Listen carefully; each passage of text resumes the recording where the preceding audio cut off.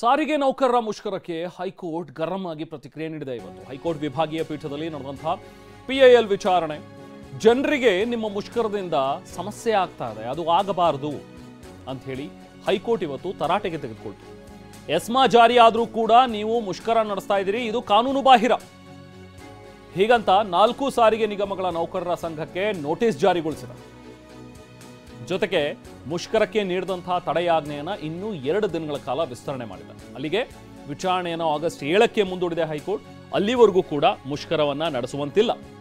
ಇವತ್ತಿನಿಂದಲೇ ಆ ಕ್ಷಣದಿಂದಲೇ ಸುಮಾರು 4 ಗಂಟೆಯ ಸುಮಾರಿಗೆ ಬಂದಂತಹ ಆದೇಶ, ಆ ಕ್ಷಣದಿಂದಲೇ ಮುಷ್ಕರವನ್ನ ಮೊಟಕುಗೊಳಿಸುವ ಹಾಗೆ ಆದೇಶವನ್ನ ನೀಡಿದೆ.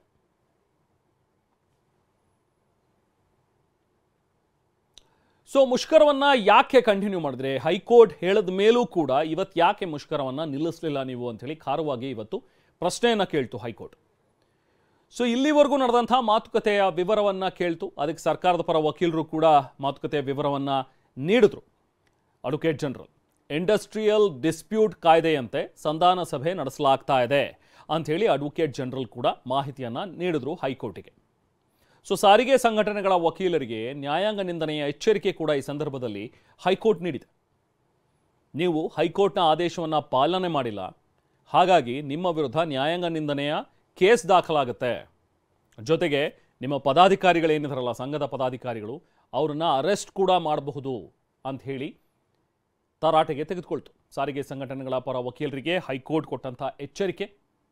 ಇದರಿಂದ ತಬ್ಬಿಬ್ಬಾದಂತಹ ವಕೀಲರು ಇಲ್ಲ, ನಾವು ಮುಷ್ಕರವನ್ನು ನಿಲ್ಲಿಸ್ತೀವಿ, ನಾಳೆಯಿಂದ ನಾವು ಮುಷ್ಕರ ಮಾಡೋದಿಲ್ಲ ಅಂತ ಹೇಳಿ ಹೇಳಿದ್ರು ಹೈಕೋರ್ಟ್ಗೆ.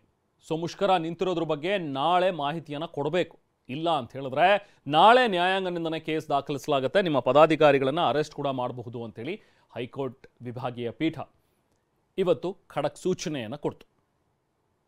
ಅದರಂತೆ ಸಂಘಟನೆಗಳ ಪರ ವಕೀಲರೇನಿವತ್ತು ಹಾಜರಾಗಿದ್ರು, ಅವರು ನಾವು ತಕ್ಷಣ ಮುಷ್ಕರವನ್ನು ನಿಲ್ಲಿಸ್ತೀವಿ ಅಂತ ಹೇಳಿ ಹೇಳಿಕೆಯನ್ನು ಕೊಟ್ಟರು.